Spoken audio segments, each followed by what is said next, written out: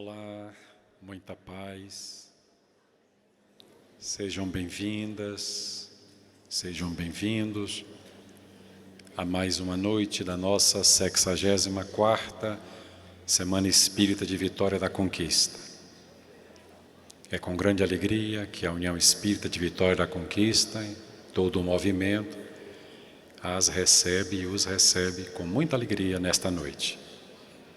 Nesses nossos esforços, nessa jornada nossa ao encontro de Deus.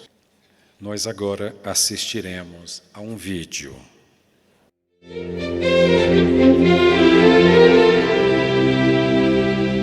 Digníssimas autoridades presentes e representadas, excelentíssimas senhoras, excelentíssimos senhores, queridos irmãos do ideal espírita, que nos abençoe Jesus, o amigo incomparável das nossas vidas.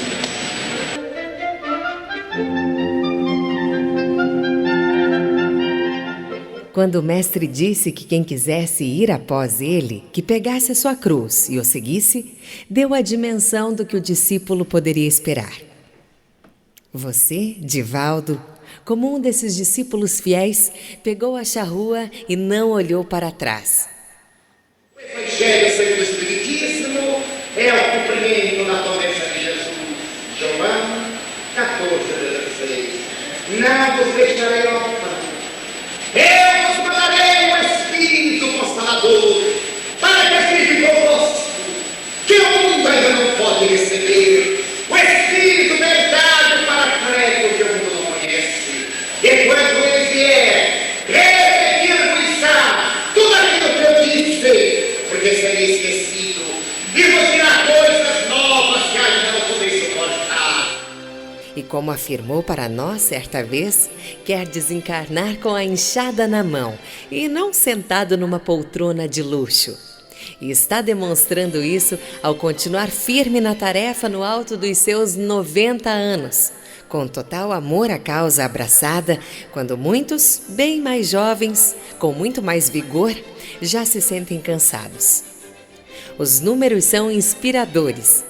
Mais de 15 mil palestras em 5 continentes, 10 vezes em salas da ONU, mais de 15 milhões de quilômetros viajados por 73 países, mais de 2.000 entrevistas, mais de 1.400 horas no ar em mais de 730 emissoras no Brasil e no exterior. Vitória da Conquista e região muito lhe agradecem, pois desde 1955, quando aqui esteve pela primeira vez na segunda Semana Espírita, vem nos agraciando com sua presença fraterna e amorosa e com suas palavras que despertam as nossas consciências. O Espiritismo, do seu caráter científico, provou a saciedade, prossegue demonstrando a imortalidade da alma pela comunicabilidade dos espíritos, a reencarnação que demonstra a justiça divina e ao mesmo tempo a pluralidade dos mundos habitados, acompanhando as novas formulações do pensamento cósmico.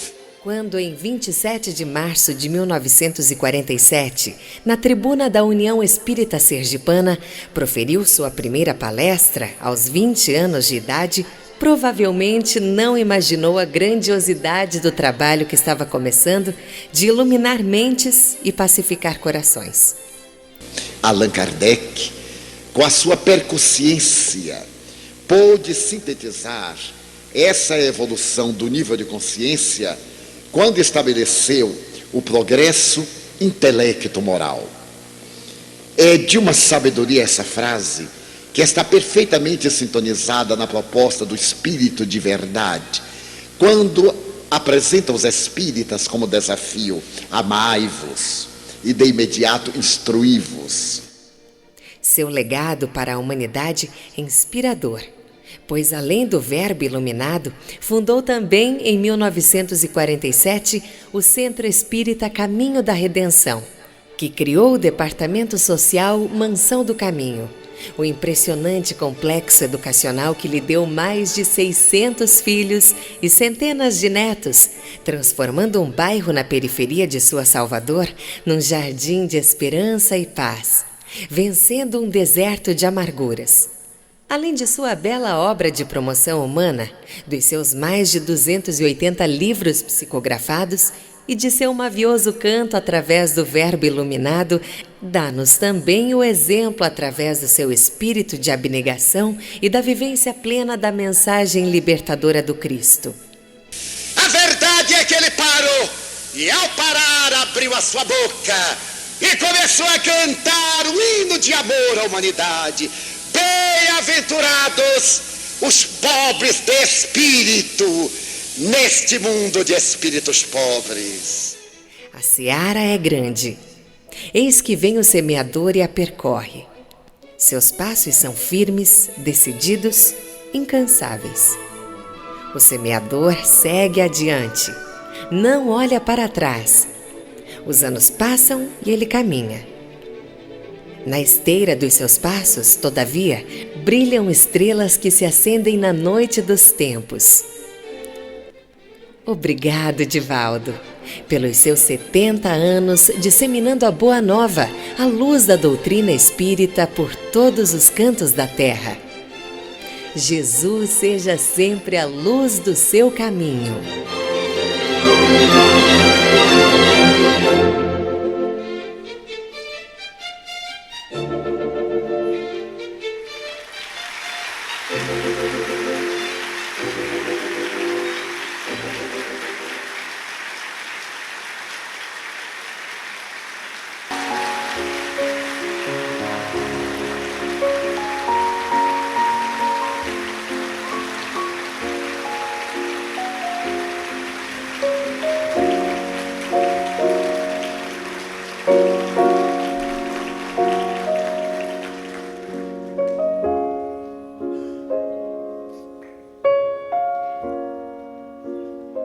Divaldo, nós sabemos que você não gosta muito de homenagem.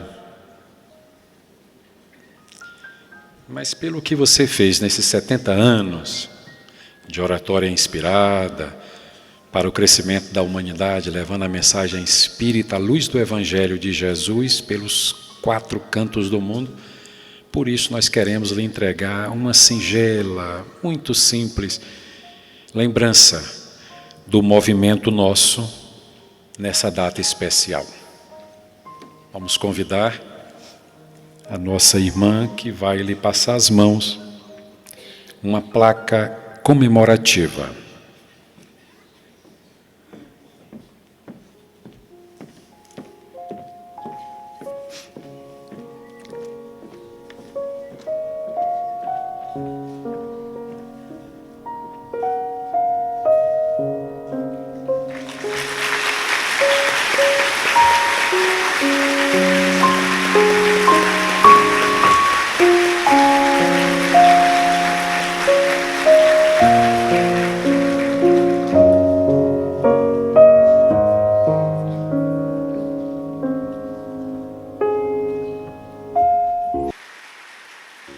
A mediunidade e as evidências da sobrevivência. Divaldo Pereira Franco, verdadeiro apóstolo do Espiritismo e cidadão do mundo, completou este ano 90 anos de idade e 70 anos de oratória devotados à causa espírita. Desde a infância se comunica com os espíritos. Aposentado do antigo IPASE, em Salvador, é reconhecido como um dos maiores médiuns e oradores espíritas da atualidade e o maior divulgador da doutrina espírita por todo o mundo. Seu currículo revela um exímio e devotado educador, com mais de 600 filhos adotivos e centenas de netos e bisnetos, atendendo atualmente a cerca de 3.500 crianças, adolescentes e jovens de famílias de baixa renda por dia. Realizou mais de 13.000 conferências em mais de 2.000 cidades em todo o Brasil e em 65 países dos 5 continentes. Recebeu mais de 900 homenagens de instituições culturais, sociais, religiosas, políticas e governamentais. Como médium, publicou quase 300 livros, com mais de 10 milhões de exemplares, de 211 autores espirituais. Dessas obras, houve versões para 17 idiomas. Sua vida e sua obra estão registradas em 17 livros escritos por diversos autores. A renda proveniente da venda dessas obras, bem como os direitos autorais, foram doados em cartório à Mansão do Caminho e outras entidades filantrópicas. Já esteve por diversas vezes na ONU, proferindo palestras e participando de um encontro mundial de líderes religiosos. O movimento Você e a Paz, criado por ele, já se espalhou pelo mundo. Sobre a oratória desse embaixador da paz no mundo, título concedido pela Embaixada Universal para a Paz em Genebra, na Suíça, disse Chico Xavier: Divaldo é um pássaro que canta. E vamos convidar com alegria o nosso pássaro para cantar.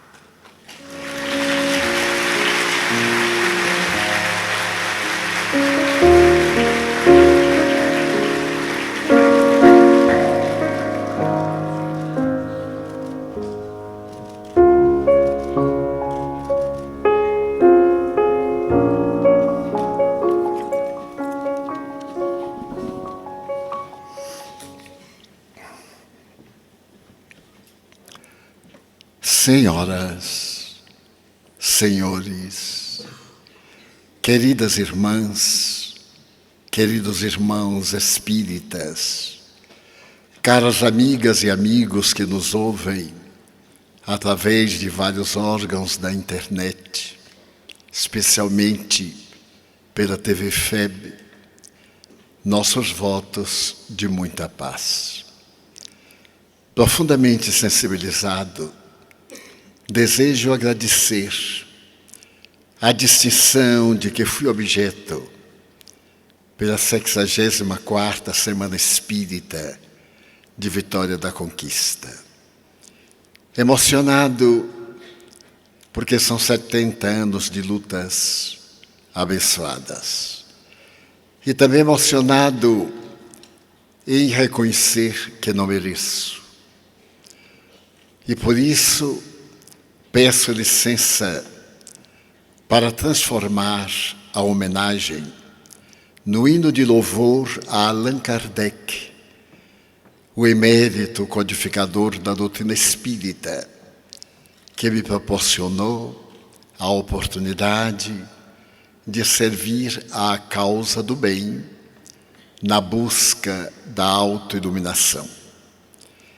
Se alguma virtude eu pudesse encontrar nesta grande jornada, esta seria a perseverança, em forma de gratidão a Jesus pela merecida honra de encontrar-me na sua seara, na condição de trabalhador da última hora.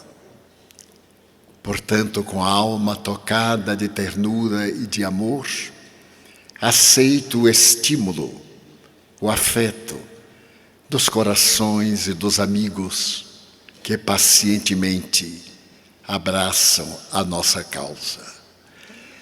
Marco Túlio Cícero, o notável filósofo latino, havia escrito que a história é a pedra de toque que desgasta o erro e faz brilhar a verdade.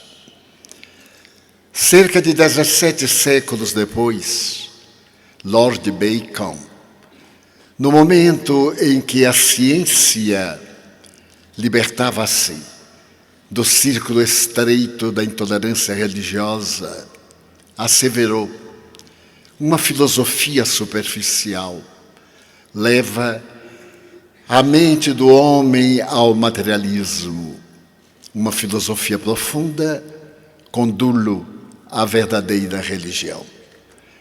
Iremos basear-nos no pensamento de Cícero e culminar na proposta de Bacon.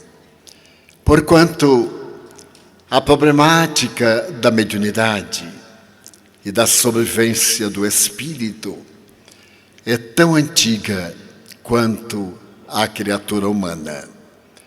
Modernos paleontólogos, nas suas investigações fósseis, vêm chegando à conclusão que a crença na imortalidade da alma esteve presente desde o período da pedra lascada.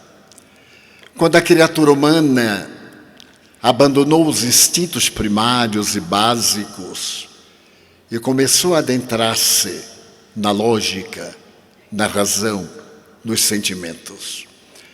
Escavações preciosas no mundo demonstraram que, na maioria das cavernas, havia sempre um crânio humano. E depois de longas reflexões, chegaram alguns desses investigadores à conclusão que se tratava de uma crendiça. Era a maneira que dispunha o homem primitivo de impor o retorno dos chamados mortos.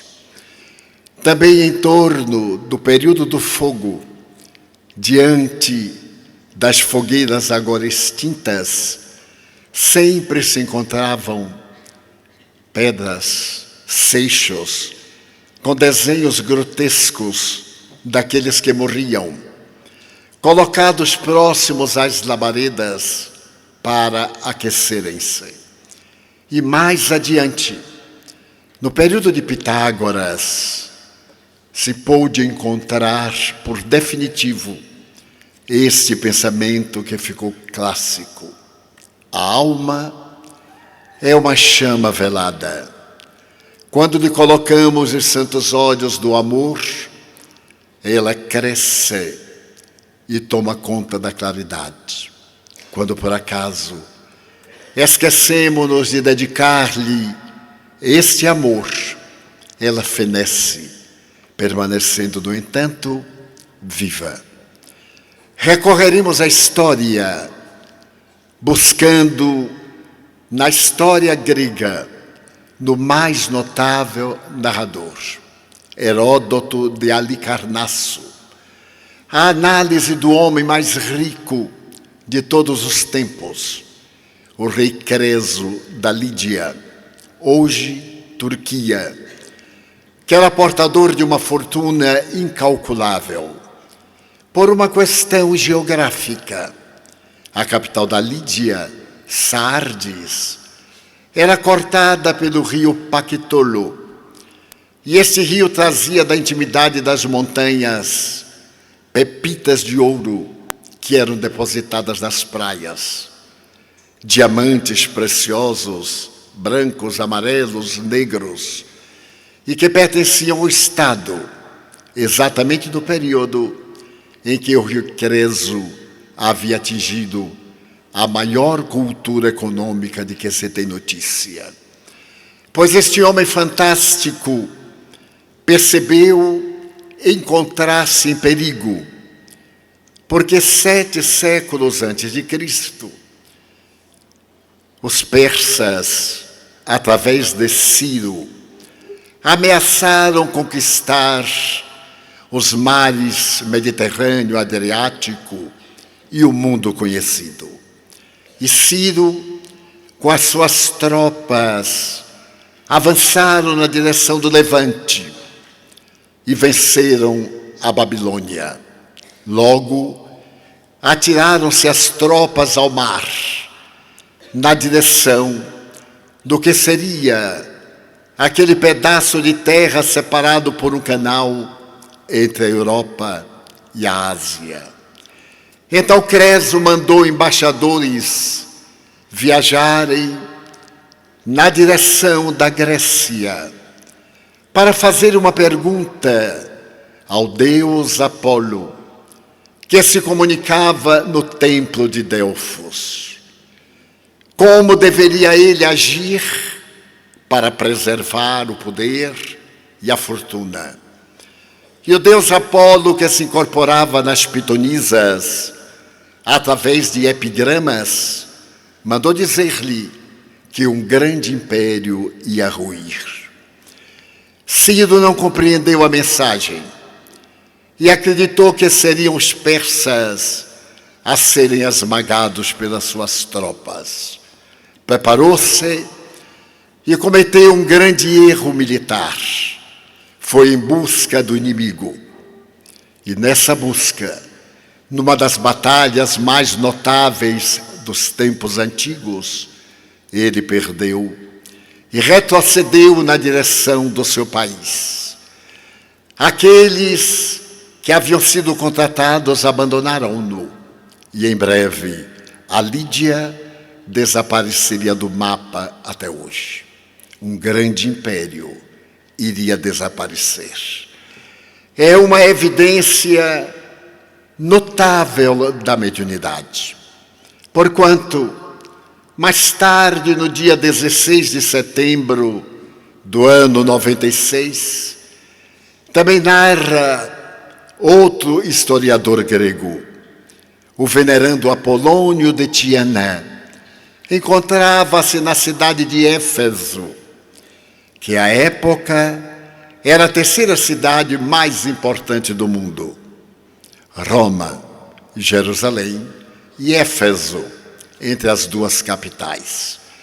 Esse taumaturgo já idoso pronunciava uma conferência no grande anfiteatro. E de repente, ele empalideceu diante da massa e começou a desvairar. Vejo, neste momento em Roma, a 1000 milhas marítimas de distância, a morte do imperador Tito Flávio Domiciano. É curioso que ele está carregado numa liteira e adversários políticos assassinam-no a punhal. Exultemos, estamos livres do trágico dominador do mundo. Os efésios, que eram escravos de Tito Flávio Domiciano, assustados com a narrativa, por considerarem esse sicário o ser mais perverso da época, abandonaram o anfiteatro, acreditando que Apolônio de Tiana estava em uma crise alucinada. E ao tomar conhecimento dessa notícia fatal, o imperador mandaria destruir Éfeso. Mas ele continuou a narrar o homicídio cruel. E durante a semana, todos ficaram em lúgubre expectativa, aguardando notícias de Roma, quando então chegaram as primeiras embarcações, narrando o acontecimento funesto, com as mesmas cores e intensidade com que o notável sensitivo havia descrito na praça pública. Este fato histórico, que está nos anais da humanidade, leva-nos em um salto quântico à morte de Dante Alighieri, o notável poeta, iniciador do Renascimento italiano. Por volta de 1231 desencarna, e um mês depois aparece o filho Jacopo, dizendo-lhe que a obra publicada, a Divina Comédia, estava incompleta. A sua viagem ao inferno e ao purgatório com o poeta Virgílio era muito pobre, mas ele escrevera uma terceira parte, que era a viagem ao céu. Quando ele foi guiado pela noiva platônica Beatrice, mas não tivera tempo de publicar o trabalho, que se encontrava guardado no comedor, atrás de uma esteira que ocultava um cofre. Pedia a Jacopo para que fosse ao seu advogado e com ele libertassem a obra, para que essa das maiores da humanidade pudesse ficar completada na terra. E Jacopo dizia que ao despertar daquele letargo em que o pai lhe aparecera, pôde ver ainda a imagem fluídica do genitor desaparecendo. E indo à casa de Pietro Girardino, com este nobre advogado, chegou à residência do pai. E como nunca havia notado atrás de uma esteira na parede como se for um quadro, removeu-a, encontrando um cofre e dentro dele os 12 cânticos do céu, que seriam anexados à Divina Comédia, hoje uma das maiores obras clássicas da humanidade, como os Lusíadas e outras que deram início ao renascimento das artes. É um fato histórico relevante, através de uma pessoa absolutamente neutra, que traz uma notícia mediúnica da imortalidade, exaltando um fato de todos desconhecido. No entanto, no dia 5 de agosto, 5 de outubro do ano de 1571, o Papa Pio V estava na igreja de Santa Maria Maior. Ainda o Vaticano não estava terminado. Quando, de repente, naquele momento de um conciliábulo com os cardeais, ele se levantou e, porque fazia muito calor, abriu a janela que fita o oeste. E dali, tomado de surpresa, ele se volta para o cabido e diz: exultemos, encerremos o nosso encontro, porque eu estou vendo travar-se a Batalha de Lepanto, considerada a maior batalha naval de todos os tempos até a Primeira Guerra Mundial. E percebo que Dom Juan de Áustria, o nosso representante, que comanda as 13 naus, acaba de ganhar a guerra. Expulsa os mouros, mata-os em grande quantidade e faz um número imenso de escravos. Exultemos, celebremos Te Deums, que badalem os sinos das igrejas em Roma, porque agora Corinto faz parte dos Estados Vaticanos. Os cardeais, diante daquele homem idoso, acreditaram que se tratava de um surto esquizoide ou simplesmente de uma fascinação, um delírio, e não levam em consideração a informação absurda. E ele insiste: vejo o fim da guerra e vejo Dom Juan despachar uma nau para trazer-nos a notícia. De imediato as ruas de Roma se alargam, as multidões vêm cantar e ilibar-se, usando os mesmos prazeres orgíacos do passado.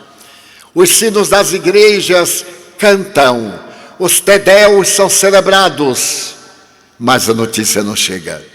Somente 2 semanas após é que chega ao porto de Ostia uma embarcação narrando exatamente a Batalha de Lepanto, conforme o Papa tivera ocasião de descrever.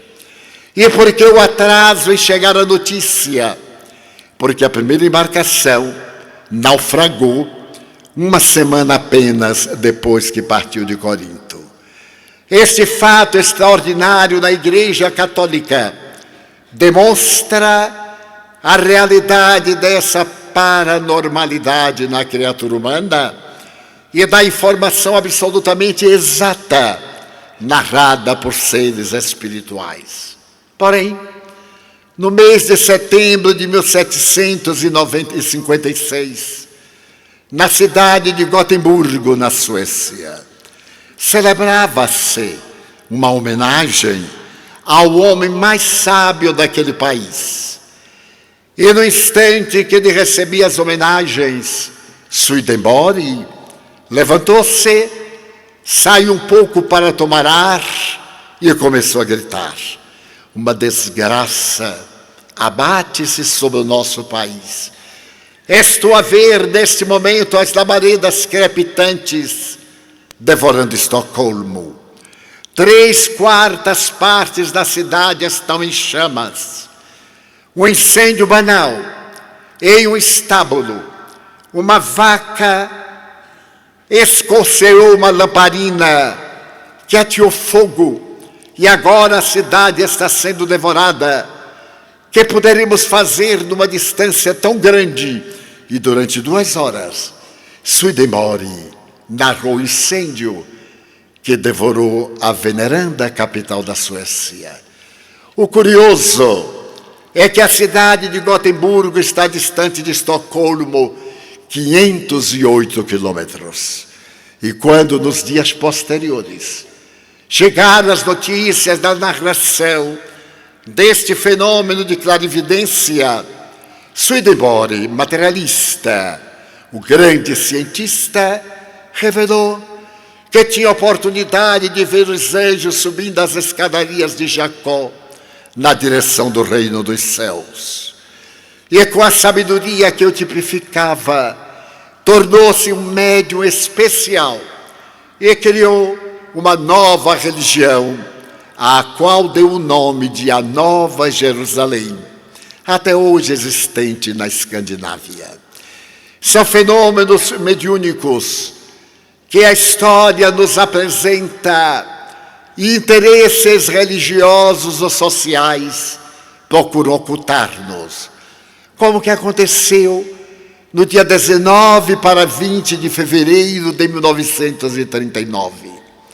Havia desencarnado o Papa Pio XI, e nos aposentos papais, um homem esguio, de temperamento grandioso, considerado dos mais notáveis legisladores vaticanistas, está ajoelhado orando. As lágrimas dominam-no, porque ele era amigo íntimo do Papa Pio XI. Chamava-se Cardeal Eugênio Pacelli. E ele chorava a perda da inteligência brilhante do Papa, quando de repente ele percebe à porta de entrada do seu quarto a figura do Papa Pio X, que houvera desencarnado antes.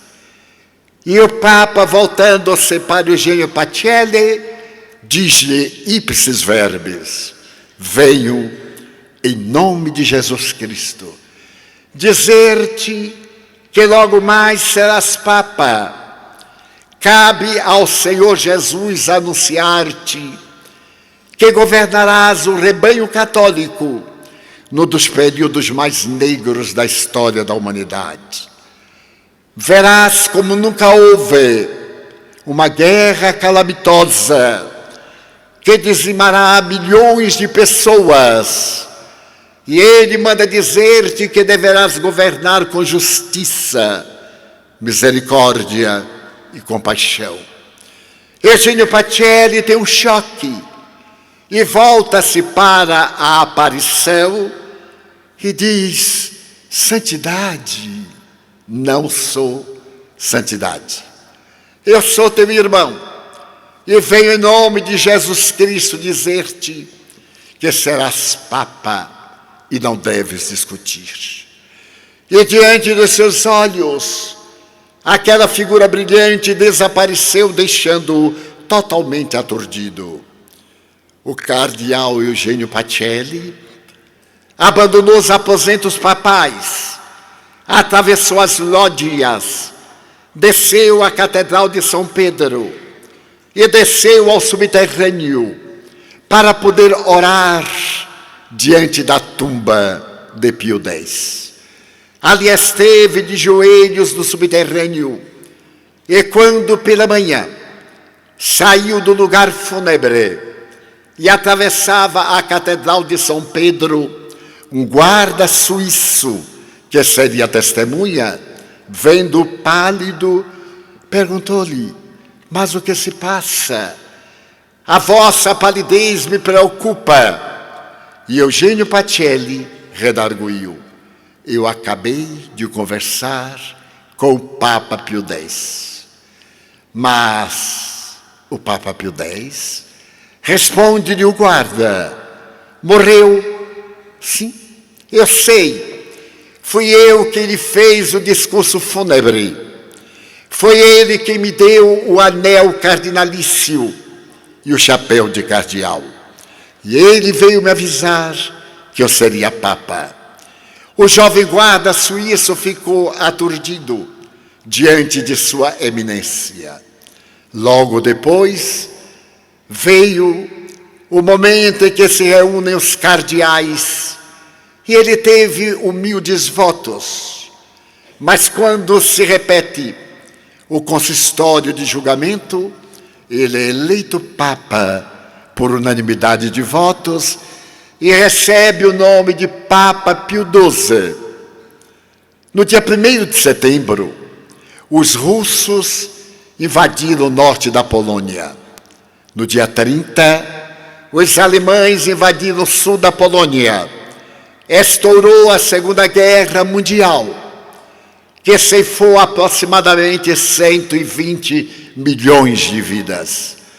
Quando foram abertos os campos de concentração, de extermínio e de trabalhos forçados. E segundo narração da imprensa, o Papa Pio XII, que havia sido representante da igreja na cidade de Hamburgo antes da guerra, teria negociado com os nazistas para que os católicos fossem poupados e os judeus fossem destruídos. A grande verdade é que no momento quando ele foi ser consagrado beato para ascender aos altares, a imprensa hebreia apontou-lhe a problemática de sedição, união com os nazistas, e até hoje o processo de beatificação encontra-se suspenso.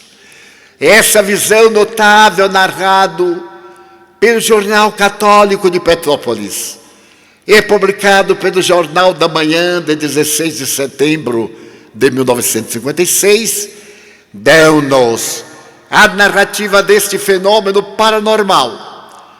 Deu uma clarividência e uma premonição que se torna uma realidade inconfundível diante da verdade. É que o fenômeno mediúnico faz parte da criatura humana.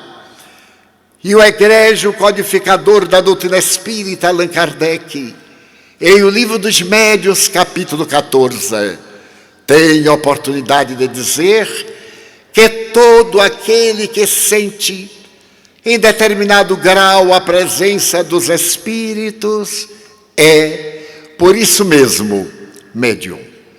E essa faculdade mediúnica apresenta-se sob dois aspectos. Aquele aspecto de efeitos intelectuais e aquele outro de efeitos físicos. Médiuns somos todos nós, na opinião nobre de Allan Kardec. Como é natural, entretanto, há uma variedade imensa de médiuns, desde aqueles que têm os pródromos, até aqueles cuja existência é toda um fenômeno mediúnico. Na vida do venerando apóstolo da mediunidade, Chico Xavier, vamos observar que aquela criança de 4 anos, que acabara de despedir-se da mãezinha, que muito enferma lhe disse: eu serei levado ao hospital dentro de um caixote de madeira. E não te preocupes, Chico, irão dizer-te que eu morri, mas eu te digo que vou voltar para cuidar de ti.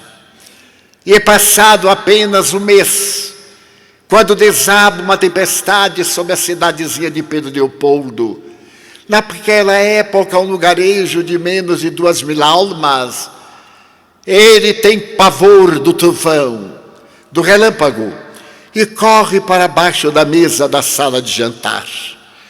Trêmulo e chorando, ele vê a mãezinha vir do quintal, distender-lhe a mão e levá-lo para que contemplasse a natureza em festa, dizendo-lhe esta frase: Chico, não temas as coisas de Deus, elas não te farão nenhum mal. Olha bem, é um bailado, o relâmpago apresenta um balé e o trovão aplaude com alegria. São as coisas de Deus. Naquele momento começava o fenômeno mediúnico do extraordinário portador de várias faculdades incomparáveis, que assinala os séculos XIX e XX pela sua pulcritude, pela nobreza da sua exatidão. No dia 10 de julho do ano de 1982, eu me encontrava na cidade de Uberaba. Havia retornado de Miami e entrar em contato com Chico Xavier, avisando que passaria por Uberaba para vê-lo, porque sempre nos meses de janeiro e julho eu ia visitá-lo. Então pedia que ele reservasse algumas horas. E a senhora Altiva Noronha, que era a nossa intermediária da correspondência, respondeu-me via telegrama Western que ele estaria me esperando nessa data, uma quarta-feira. E naquela noite inolvidável, acompanhado pelo meu anfitrião, Emanuel Chaves, fomos à sua residência em Uberaba. E ali estivemos conversando a respeito das problemáticas do movimento espírita, da necessidade de entrega na mediunidade e outros temas superficiais.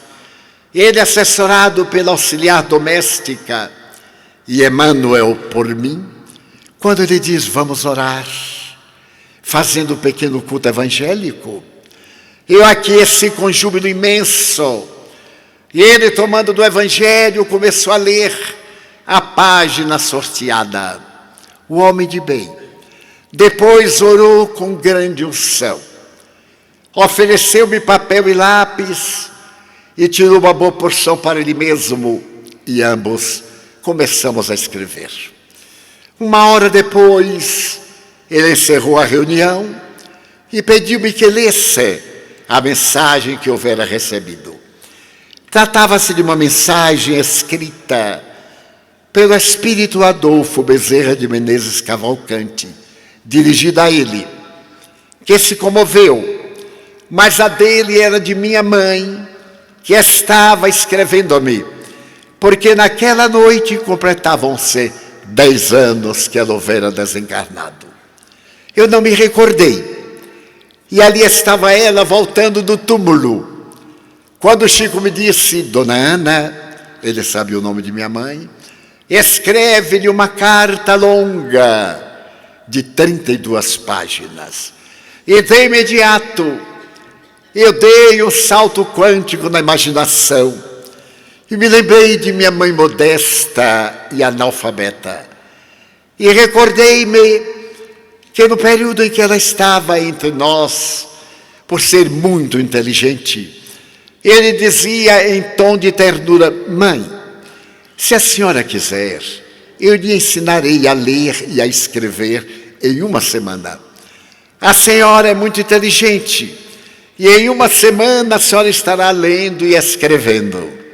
E ela, portadora de olhos verdes, que sempre me impressionam. Sempre que eu recordo dos olhos de minha mãe, eu tenho dúvida de ser seu filho e acho que Raul Teixeira é que era o filho dela. Então eu olhei e, lembrando-me de que minha mãe era analfabeta, tive um raciocínio materialista. Como é que viria do além-túmulo escrever para mim?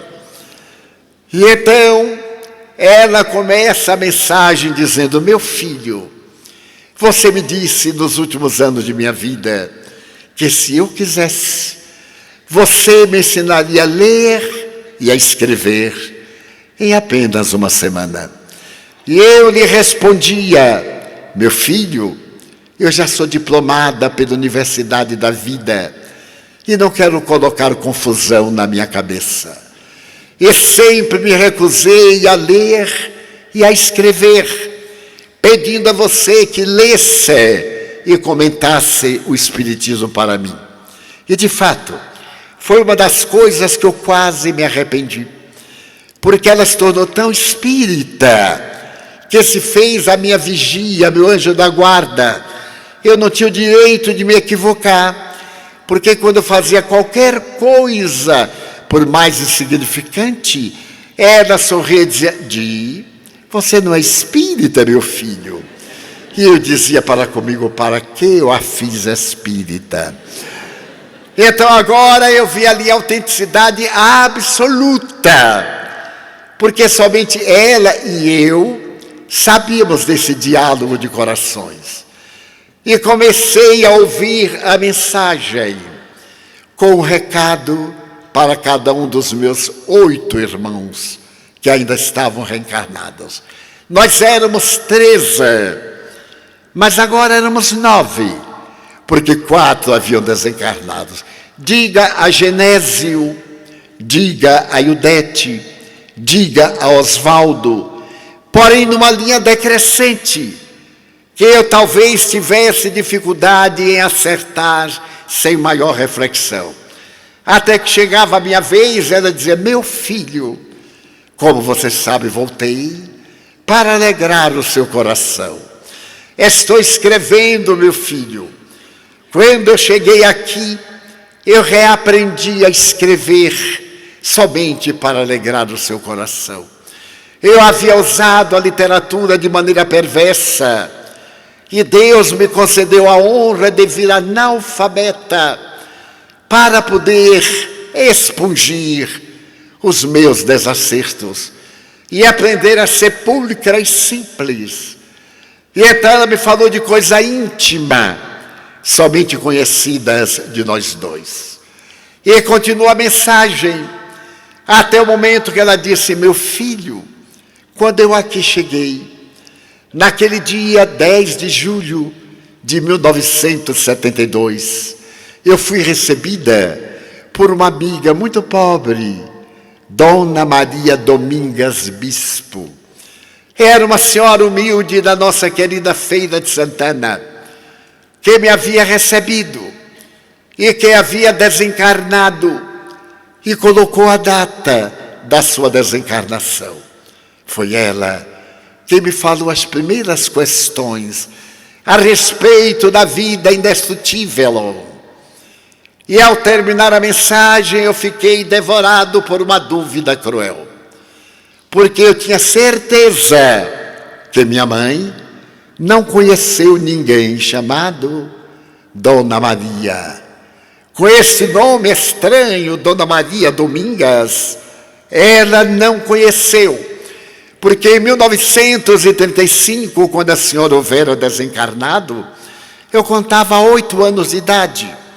E é claro que numa cidade pequena, como era então Feira de Santana, eu conhecia todas as amigas de minha mãe. Porém, como Chico Xavier não errava e minha mãe não se enganava, era uma mulher baixinha terrível, e as mulheres baixinhas merecem o maior respeito. Eu fiquei na dúvida, e retornando a Salvador, eu perguntei ao meu irmão, que naquela época contava 34 anos de idade: por acaso você lembra de Dona Maria Bispo? E fui devagar, que morreu em 1935. Ele disse: não lembro. E não a conheceu? Não, claro que não conheci. Mas era amiga de mãe? Não. Mãe não tinha essa amiga. E eu não disse nada, porque eu podia perder a fé, mas não gostaria que meu irmão perdesse a fé na autenticidade mediúnica de Chico Xavier. Então eu perguntei à minha irmã seguinte, que naquela época estava com 30 anos. Perguntei ao terceiro, que estava com 28. E aí eu fui fazendo a relação, ninguém a conhecia. Aquilo me constituiu um problema tormentoso. Não duvidava da autenticidade, mas não encontrava o fato probante. Então eu tirei uma licença no instituto por uma semana e fui à Feira de Santana, pedindo ao senhor prefeito, que havia sido colega meu da escola normal, para que me permitisse consultar os assentamentos de óbitos das pessoas que haviam morrido desde 1927 até 1935 em Feira de Santana. E com o auxiliar que ele colocou às minhas ordens, vasculhamos os livros velhos, mal cuidados, e não havia morrido ninguém com esse nome. Em 8 anos, quer dizer, mas que assunto fantástico para uma tese parapsicológica. Que teria acontecido? 99% são verdades, mas há esse fato que não pode ser confirmado. Não podendo demorar-me mais uma semana, eu pedi a um amigo de nome Lauritz, que desencarnou a semana passada, e que gostava de fazer pesquisas de vultos históricos de nossa cidade.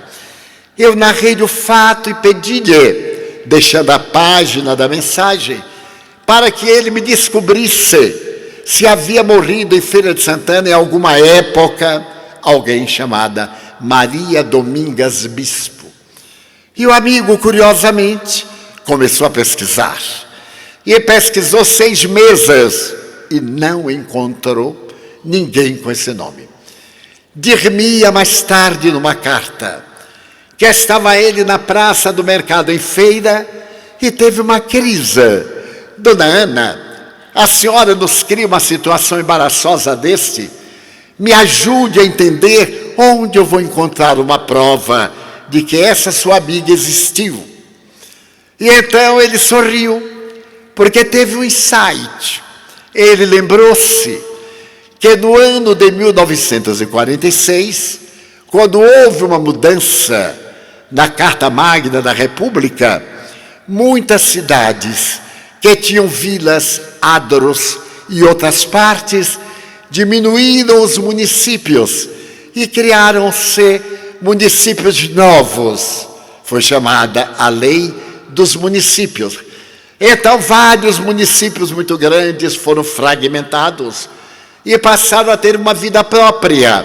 Ele lembrou-se que Feira de Santana havia sido fragmentada e vários municípios, Alapa, São José das Itapororocas, de onde nasceu Maria Quitéria, a grande heroína brasileira da Guerra do Paraguai. Então, ele teve ideia de visitar esses municípios atuais, porém que, em 1935, pertenciam ao município de Feira de Santana. E chegando a São José das Itapororocas, ele foi à igreja, e no livro de assentamento de óbitos, no dia 10 de julho daquele ano de 1935, lá estava a anotação que viera do centro da cidade o cadáver de Dona Maria Domingas Bispo, que não fora enterrado no cemitério católico, porque era protestante.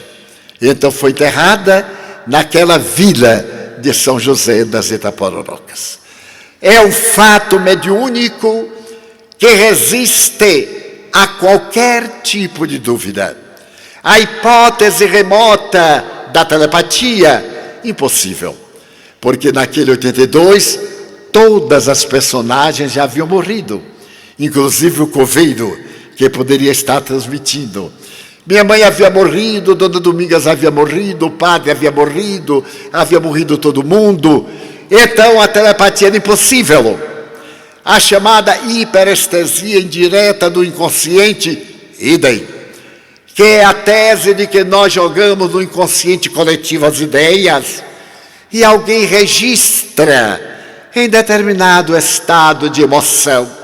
E ao registrar, a consciência decodifica e aparece a chamada personalidade neutra ou secundária. Essa tese foi apresentada pelo Dr. Pierre Janet em uma obra memorável no ano de 1889, como resultado das pesquisas de hipnose realizadas pelo eminente Charcot nas experiências de La Salpêtrière, nas quais estava presente Sigmund Freud, Charles Richer e as maiores autoridades da ciência na época, quando o eminente Charcot pretendia demonstrar que a histeria não é apenas uma disfunção de natureza feminina, uma disfunção uterina, mas, segundo Freud, seria também uma disfunção masculina, o que deu uma discussão intelectual entre o rebelde Freud, que admirava grandemente a Charcot, admirava-o tanto que deu ao seu filho o nome de Jean-Pierre, em homenagem ao eminente mestre. Então Freud dizia-lhe que os homens também são histéricos por causa da libido. E é nessa discussão que se torna curiosa. Charcot lhe dirá: mas como pode o homem ser histérico se ele não tem útero? Ao que Freud responderia: coloquem-se-lhe, mas que os homens também são histéricos, isto é verdade. Então ficou na psicanálise esta proposta de que o ânimos e a ânima, teses arquetípicas de Carl Gustav Jung, apresentam os mesmos distúrbios emocionais na mulher de natureza uterina e no homem de natureza da libido. E com o tempo eu fui observar quantos amigos histéricos eu tenho, sem útero, porém histéricos.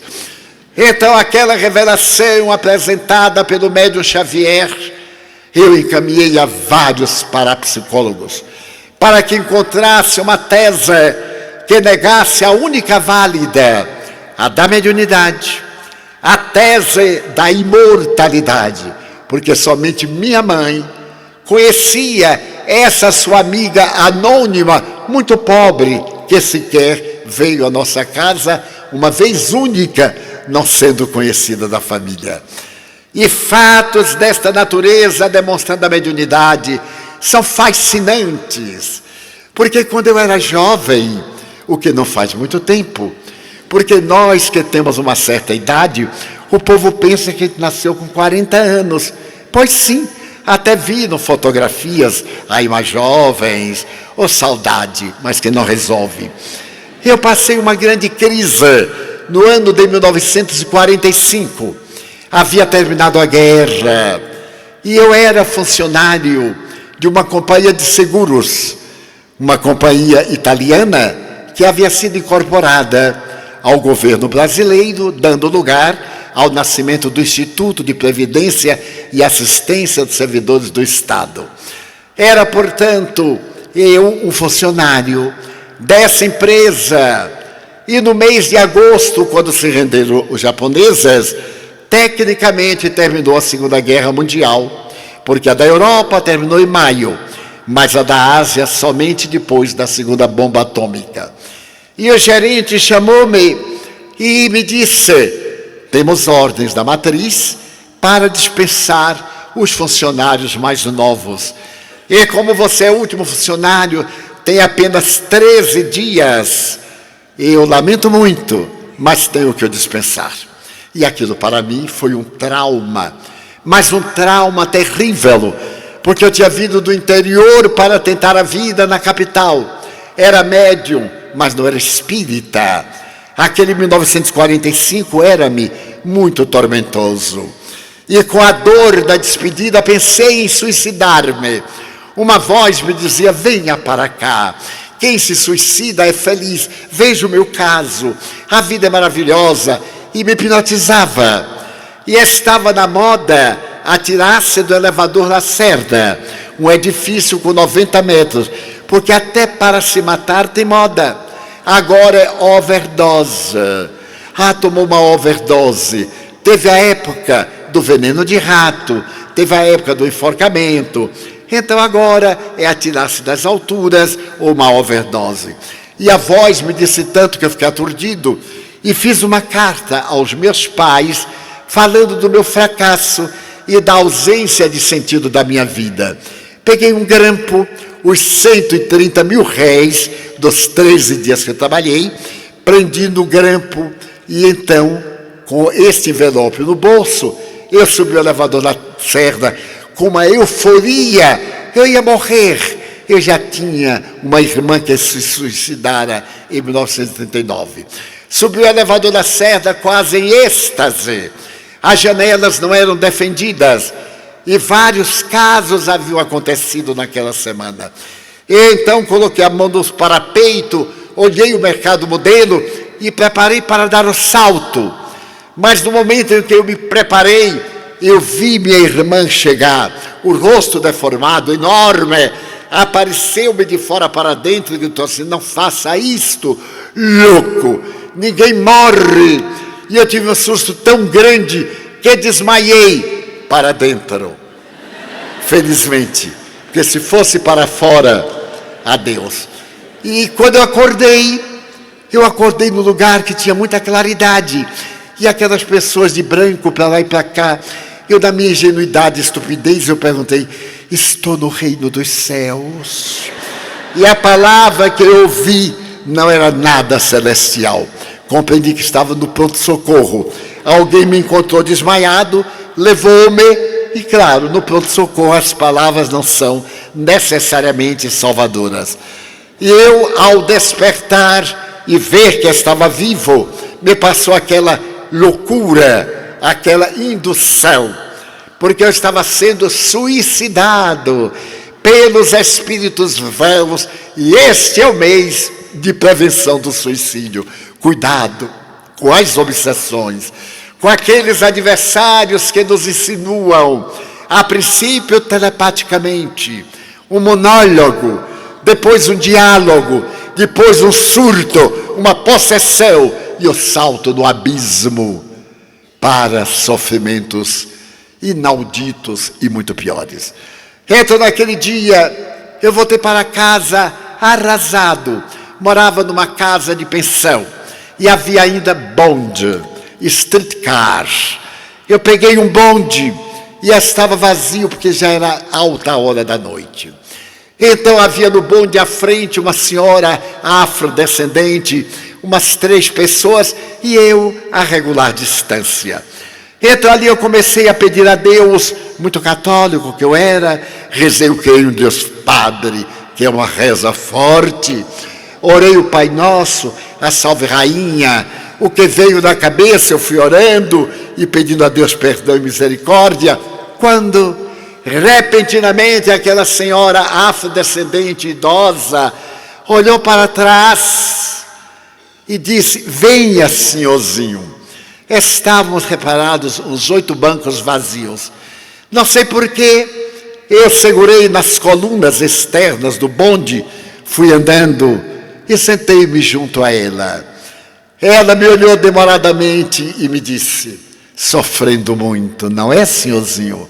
Eu disse, essa senhora, porque eu não tinha nenhum amigo, nenhum conhecido, era estranho no mundo estranho, era muito jovem, estava com 18 anos apenas, e ela disse, só que morrer não resolve. A gente vai viver, e a dor da vida é muito maior. Eu quero dizer ao senhorzinho que estou vendo os bons espíritos que o acompanham e que o salvaram. E eu lhe perguntei, mas a senhora acredita nisso? Ela disse, eu não acredito. Eu sei que é verdade o que eu estou vendo. Eu digo, mas eu também vejo e tenho dúvidas atrozes. Eu acho que sou esquizofrênico. Um médico disse que eu tenho alucinações. Ela disse, alucinado é quem lhe falou das alucinações. O senhorzinho vê e ouve. E o bonde está correndo. Passou do lugar que eu ia assaltar e foi até o fim de linha, que era no ponto da Igreja do Bonfim. Ela então saltou e disse: quer vir à minha casa, senhorzinho? E eu aceitei, porque eu estava comandado por aquela ternura. Aquela mulher humílima pegou na minha mão, atravessamos uma área deserta, que hoje está muito bem habitada, e num casebre que não podia ser mais miserável. Ela me pôs assentado no taburete e perguntou: quer um cafezinho? Eu disse: quero, sim, senhora. Porque quando a gente assim está, a gente aceita qualquer coisa. Ainda mais um cafezinho numa hora desta, é o combustível da vida. Ela pegou um coador que algum dia foi branco, e tanto de coar, ele estava aquele tom marrom, cor de burro quando foge, e já estava com o pó na 10ª ou 11ª lavagem. Então esquentou água, pegou uma canela esmaltada, um vaso, e derramou a água que saiu assim mais ou menos, nem branca, nem marrom, nem preta, aquele escorrendo. E ela disse: eu não uso açúcar, porque é muito caro, eu uso rapadura. Eu disse: oh meu Deus, karma de pobre não tem jeito.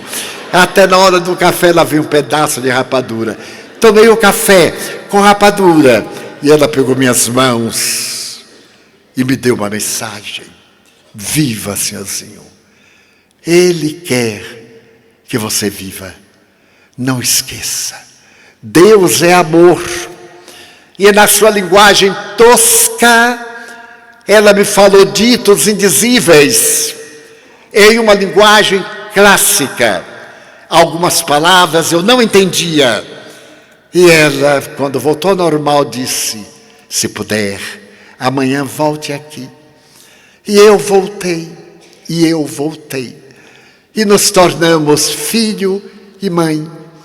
Tal o carinho. Me responsabilizei pela sua velhice. Carreguei-a muitas vezes, rindo e brincando, na porta da sua casa, até o dia que ela desencarnou.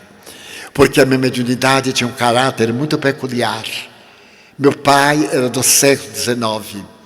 E quando eu vejo hoje os belos tratados de educação mediúnica, eu me comovo com as facilidades da cultura. Porque a minha mediunidade foi educada, realmente educada.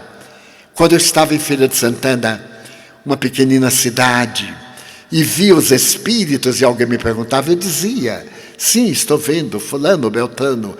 E logo meu pai sabia. E quando eu chegava em casa bem contente, ele me puxava a orelha e dizia: eu já lhe disse que você não tem que informar a ninguém que é louco. Porque os espíritos já morreram e eles não voltam. E aí ele me fazia terapia com uma chibata. De acordo com o grau da revelação, a terapêutica. Daí, todos os dias, eu passava por uma fase de passes de couro cru, educando a mediunidade. Até um dia culminante, em que eu achei que era injusto, porque eu amava muito meu pai. Era um homem muito bom, mas ele não acreditava na imortalidade da alma. Apareceu meu espírito e eu lhe disse: pai, por que o senhor me bate? Ele estava chorando, disse: porque não quero que ninguém pense que você é louco, meu filho. E as pessoas me ridicularizam. Eu digo: mas que me importa? Não me importa, porque os espíritos me dizem que eles é que são loucos. Então a humanidade toda é louca, eu sou o único certo. Olha aí que coisa real. Por que o senhor me bate? Ele então ficou com pena de mim pela primeira vez. E me perguntou: por quê? E eu digo: porque estou vendo um homem ao lado do senhor, e ele está me dizendo que é meu avô Temístocles, que é seu pai. Eu não havia conhecido meu avô. Ele disse: como é o nome? Eu disse: Temístocles. Um nome muito difícil para a minha cultura da época. Então ele me abraçou e disse: é papai. Então, meu filho, você vê os mortos? Eu digo: se é morto ou se é vivo, eu não sei. Eu sei que eu vejo. Eles chegam, dizem que já morreram, que vão morrer, que não morreram. E aí eu repito: como era papai? Aí eu descrevi. E meu avô chorava e dizia: peça a Chico para que não faça isso com você. que ele cuide. O médium é como um cristal, não pode ser muito balançado. E na hora da terapia, ele batia de um lado, eu pulava do outro, cada um se defendendo, era como um cristal que balançava. Ele me abraçou e disse: juro pela alma de meu pai, que nunca mais lhe farei nenhum mal, mas também não sei como é que fazer o bem. O Espírito disse: deixe-o por conta dos espíritos. Então a mediunidade havia atingido esse nível, quando eu, havendo estado profundamente paralisado, depois de 6 meses, por causa de um choque com a morte de um irmão, chega uma senhora à minha casa, olha para mim, ali encostado almofadões, e diz: mas é este rapazito doente? Minha mãe disse: sim, senhora, ele não pode ficar em pé. Mas ele não tem nada. Mas eu fiquei com tanta raiva da velhota, porque eu imaginei a surra que eu ia tomar por estar fingindo de junho a dezembro. Por muito menos já era uma calamidade. Agora imagine 6 meses. Eu disse: senhora, eu sou muito doente. Aí eu fiquei ainda mais doente para ela acreditar. Ela disse: não é não, meu filho, você é obsidiado. Eu achei a palavra horrível e perguntei: o que é obsidiado? É um espírito, é o espírito do seu irmão.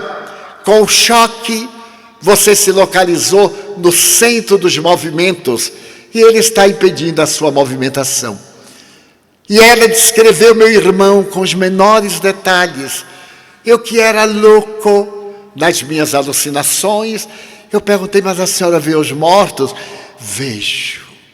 Foi o dia mais feliz da minha vida, porque agora eu tinha uma colega que também era louca. Éramos 2. E então ela disse: vai ficar bom agora. Eu vou lhe aplicar passes. Você sabe orar? Eu digo: sei, sim, senhora. Então ore o Pai Nosso. Aproximou-se da cama, fecha os olhos. Eu fechei mais ou menos para poder ver o que ia acontecer. E ela começou a me aplicar a bioenergia. E eu via das suas mãos esses chuveiros de prata das noites de São João. Caíam sobre mim como refrigério, como um banho de luz, de ar refrigerado que não havia época. Então eu senti uma sensação ímpar. E ela disse: pronto, meu filho, os bons espíritos já levaram José, o nome do meu irmão, para o além. Ele não estava fazendo por mal. Você é uma antena e capta. Eu não entendi nada. E capta. Ele quer dizer que eu sou antena? É. Eu disse: como de rádio? É. Também não captei nada. Agora levante-se e ande. Ele disse: minha senhora, eu não posso. Se eu levantar, eu caio. Minha mãe, a baixinha, olhou para mim, aquele olhar de levante. Eu disse: mãe, se eu levantar eu caio. Caia. Mas mostre que é bem educado. Mas era lindo naquele tempo, a gente obedecia os pais, não é? Hoje os pais têm um medo dos filhos que é impressionante. Então quando ela balançou a cabeça assim, levante. Eu sabia que eu ia levantar ou que eu ia levantar. Então eu empurrei os quadris, as pernas, os pés bateram no chão. Eu tive a sensação do pós-cãibra, irrigando os vasos. Levantei-me, andei até hoje. E então abracei minha mãe, choramos. E ela disse: vê, meu filho, é a mediunidade. E minha mãe perguntou: ele já está curado? Não. Este é o primeiro round. E teremos ainda muita luta. Para começar, ele tem que ir a uma sessão espírita. Eu disse: eu? De forma nenhuma. Eu sou católico. Ela disse: por que a sua religião não lhe curou? Eu disse: curou. Olha aí, mandou a senhora. E a senhora me curou. Ela disse: mas eu não sou católica. Eu sou espírita. Eu digo: então ela mandou o diabo. O diabo veio e me curou. Foi assim um diálogo muito edificante. Então os fatos cederam-se. No dia seguinte eu me confessei, narrei daquele fenômeno e o padre me disse: volte lá. Satanás é muito astuto. Ele está lhe curando para depois lhe agarrar. Volte lá. Mas, padre, é pecado. Eu sei que é pecado. Você peca sexta, confessa sábado e domingo eu lhe comungo, lhe absolvo. Então eu ia sexta, pecava, sábado confessava, domingo comungava. Dezembro de 1944. Em 45 eu já estava um pecador arrependido e errava e curava, quando de repente, em plena sacristia, eu vejo entrar uma senhora, o cabelo penteado para trás, um pente expressivo, que hoje eu sei que era um pente espanhol típico, mas na época eu não conhecia. Eu disse assim: padre, uma diaba está entrando aqui na sacristia, veja que ousadia. Ele disse assim: como é essa diaba? Eu disse: é gordinha, tem uma corda amarrada na cintura, tem um pente enorme, tem uma polpa, usa óculos. Ele: que mais você vê? Olhe bem para o rosto dela. Eu digo: tem uma verruga na parte superior do lábio direito. Ele disse: então sente, não é o diabo não, receba, é mamãe, receba. Aí eu recebi. Se era para receber, eu recebi. E depois que recebi, ele disse: mamãe veio me dizer que a mediunidade é uma verdade. Eu sei que é verdade. E lembre-se, a Igreja Católica Apostólica Romana não proíbe a mediunidade, porque não pode impedir que as pessoas o sejam. Veja, os nobres da igreja, Joana d'Arc, Teresa d'Ávila, São João da Cruz, Francisco de Assis, todos médiuns. A igreja não recomenda, porque a mediunidade é uma coisa sagrada. Palavras de Allan Kardec. A mediunidade é uma coisa santa que deve ser vivida santamente. Então a igreja proíbe o mau uso. E a partir de agora, não volte mais aqui. Vá cuidar da sua mediunidade e vá ser espírita. E de vez em quando volte para me aplicar passes. Cheguei em casa chorando e disse à minha mãe. Minha mãe disse: graças a Deus. Era uma mulher estoica. Que bom, meu filho. Siga a tarefa que Deus lhe orientou. Foi quando eu viajei para a capital. E me aconteceram todos esses notáveis incidentes. A minha mãe, afrodescendente, morreu nos meus braços, dizendo-me docemente: eu viverei e acompanharei você como uma mãe acompanha o filho. E desde então, 1946, esse ser que agora me aparece numa visão luxuriante e bela, porque teve uma reencarnação da nobreza espanhola e pelos seus delitos junto à Inquisição, ela retorna na miséria econômica para redimir-se com uma mediunidade apostolar e humilde para atender os pobres de espírito. As evidências da mediunidade estão em todos nós. A faculdade mediúnica será tão normal como é no Sr. Charles Richer, um sexto sentido, que agora, neste período de transição, de mundo de provas e de expiações para mundo de regeneração, nós tê-la-emos ao alcance da nossa percepção parafísica.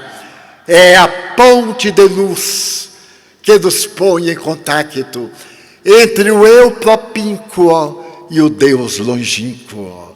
Exercer a faculdade mediúnica com dignidade, com abnegação, com ternura, ser útil àqueles que sofrem no além e necessitam despertar para a sua realidade. Poder sorrir, como escreveu muito bem Sigmund Freud. Se você quer ser bom, aprenda pelo menos a sorrir. Então, sorrirmos para os infelizes, descermos do trono da nossa ilusão vaidosa para a gentileza, para a ternura que está desaparecendo da terra. voltarmos à solidariedade, que é o 6º item do memorando da Unesco para que haja paz universal. Eis o que a proposta desta noite nos oferece: as manifestações mediúnicas provando a mediunidade. A mediunidade como porta para provar a existência da vida no mais além. E ensejando ao Espiritismo o passo mais audacioso da filosofia universal. O Espiritismo matou a morte. Conseguiu destruir o grande enigma que Édipos enfrentou na estrada de Tebas, quando a Esfinge lhe fez a clássica pergunta: decifra-me ou devoro-te. E Édipos se torna a figura mitológica que mata seu pai, casa com sua mãe, cega-se e pela estrada de Tebas é guiado pela própria filha, ajudando Freud a entender a problemática edipiana. Ele, que também a tinha muito peculiar, que deixa trair seu amor por sua mãe e uma certa mágoa e ciúme de seu pai. Então a mediunidade é uma bênção de Deus, que deveríamos albergar em nosso mundo íntimo, alargando os horizontes para entender o significado da vida. Viktor Frankl, Milton Erickson e uma elite de notáveis psiquiatras estabelece neste momento que o Evangelho de Jesus é a maior terapêutica para a depressão. Ao invés de nos estarmos encharcando apenas de barbitúricos e de anticonvulsivos, fazermos uma marcha de 8 quilômetros, transpirarmos mais transpiração do que muita medicação. Tomemo-las sob a orientação clássica de notáveis cientistas das doutrinas psicológicas. Mas consideremos também o nosso esforço pessoal, a lei de causa e efeito, que nos fez frágeis, a interferência de espíritos inimigos nossos, que se comprazem em sorrir, como foi lido, que interferem mais em nossa vida do que imaginamos, muito mais do que imaginamos. Então chegamos a este momento glorioso da 64ª Semana Espírita de Vitória da Conquista, para descobrirmos os dons imperecíveis da vida e construirmos um mundo melhor para nós mesmos, cantarmos o Evangelho, não numa litania triste, mas numa ode de amor. Vale a pena viver. Por mais sórdida, diz Emmanuel do seu livro Roteiro, por mais amarga, por mais sofrida, a vida é o maior dom que Deus concedeu aos seres vegetais, animais e humanos para evoluírem e encontrarem a plenitude. Desta maneira, façamos reflexões e não nos deixemos dominar pelos tóxicos da ira, do ódio, do rancor, do ciúme, da inveja, que nos colocam toxinas nos momentos das neurocomunicações, mas aceitemos os desafios como oportunidade de multiplicar os nossos neurônios cerebrais. Até há menos de 100 anos, tínhamos apenas 50 bilhões. Graças aos desafios, dizem os neurocientistas, temos hoje aproximadamente 100 bilhões para a sublime arte de decodificar a consciência, que é do espírito, e os neurônios são os decodificadores para a nossa existência. Chega o momento em que amar é a única solução para todos os problemas da nossa vida. Tenhamos a honra de sermos aqueles que amamos. E de mãos estendidas, digamos uns aos outros: ó meu Deus, quanto eu tenho para agradecer e quão pouco para pedir. Então eu quero agradecer-te, Senhor, a dádiva da vida, que para mim é bela e é consentida. Muito obrigado pelo que me deste, pelo que me dás. Obrigado pelo ar, pelo pão, pela paz. Obrigado pela beleza que os meus olhos veem no altar da natureza.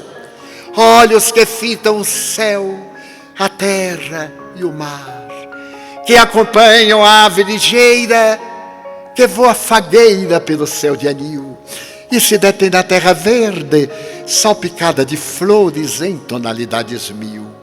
Muito obrigado, Senhor, porque eu posso enxergar. E diante da minha visão, eu detecto os cegos que vivem na escuridão, que tropeçam na multidão, que choram na solidão. Por eles eu oro e tenho compaixão, porque eu sei que depois desta lida, na outra vida, eles também enxergarão. Muito obrigado pelos ouvidos meus, que me foram dados por Deus, ouvidos que ouvem o tamborilar da chuva do telheiro, a melodia do vento nos ramos do olmeiro e as lágrimas que vertem os olhos do mundo inteiro. Ouvidos que ouvem a música do povo que desce do morro na praça a cantar. A melodia dos imortais ouve-se uma vez e não se esquece nunca mais.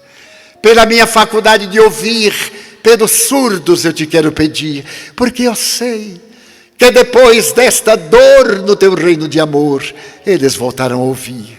Obrigado pela minha voz, mas também pela sua voz, pela voz que ama, que canta, que ensina, que alfabetiza, que legisla, que trauteia uma canção, e que o teu nome murmura com dúlcida emoção.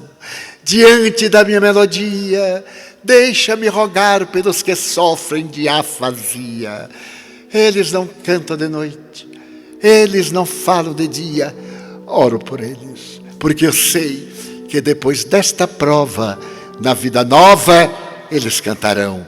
Obrigado pelas minhas mãos, mãos que aram, mãos que semeiam, mãos que agasalham, mãos de ternura, mãos que libertam da amargura, mãos que apertam mãos dos adeuses, que limpam feridas, lágrimas das vidas, pelas mãos que ajudam a velhice, a dor, o desamor, pelas mãos de poesias, de psicografias, de sinfonias, de cirurgias, pelas mãos que no seio agasalham o filho de um corpo alheio sem receio, e pelos pés que me levam a andar sem reclamar. Obrigado, Senhor, porque eu posso bailar diante do meu corpo perfeito.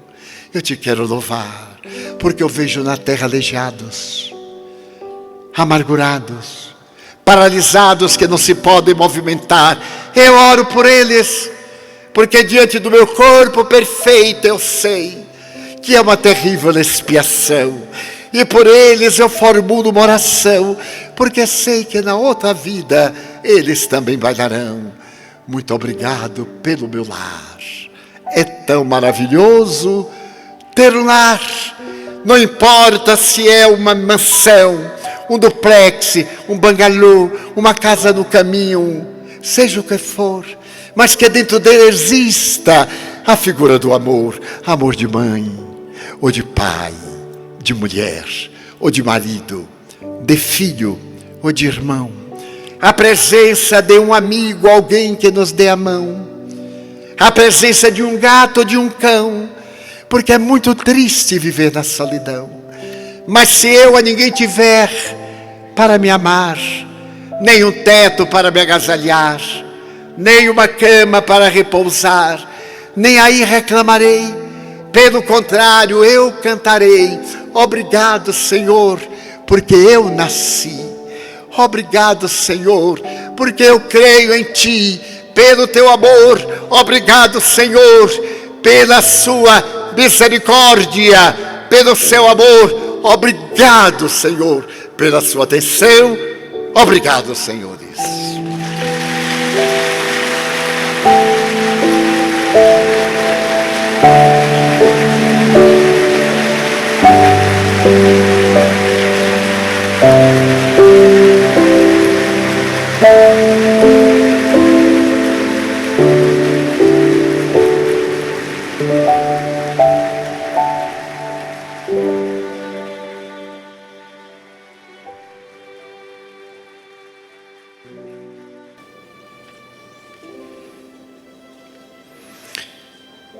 Embaixador da paz do mundo, Deus o abençoe. Nós estamos chegando nos momentos derradeiros do nosso encontro e nós queremos agradecer a Deus por nos ter permitido esta noite tão encantadora, ao nosso Mestre amado Jesus, por nos acolher tão carinhosamente as almas nessa nossa jornada ao encontro de Deus. A todas e a todos que estiveram conosco compartilhando dessas buscas, aos internautas que estão nos acompanhando pelos canais parceiros, e desejamos a todas e todos que tenham um final de noite muito agradável e retornem em paz aos seus lares. Muito boa noite.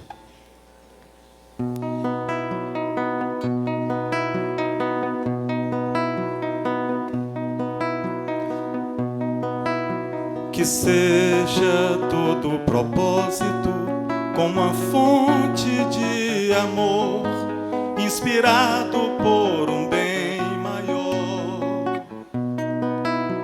Que todos os aflitos possam ter nos corações a certeza de um tempo melhor. Que eu não fuja ao compromisso de servir quanto puder, e não perca a esperança quando a provação vier. Vou te encontrar na mais pura emoção, na força da oração, nos seres de boa fé, pra te seguir, fazer brilhar nossa luz no caminho que conduz ao homem de Nazaré. Encontremos nossa paz, silenciando nosso interior, para ouvir a voz de Deus. Fica conosco, ó Jesus, e que hoje eu seja bem melhor do que ontem fui.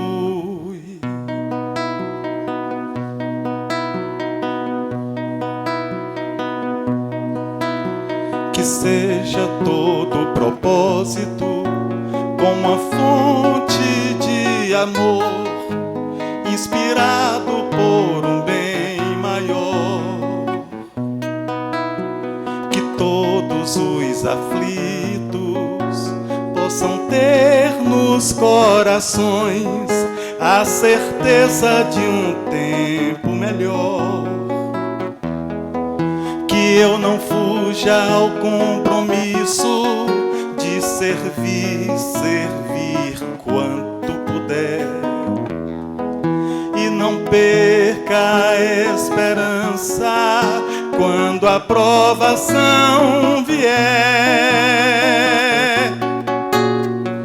Vou te encontrar na mais pura emoção, na força da oração, nos seres de boa fé, pra te seguir, fazer brilhar nossa luz no caminho que conduz ao homem de Nazaré.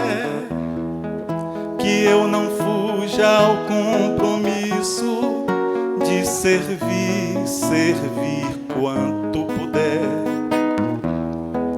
E não perca a esperança quando a provação vier.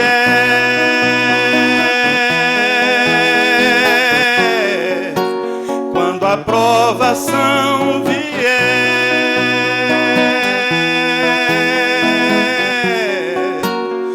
Quando a provação vier,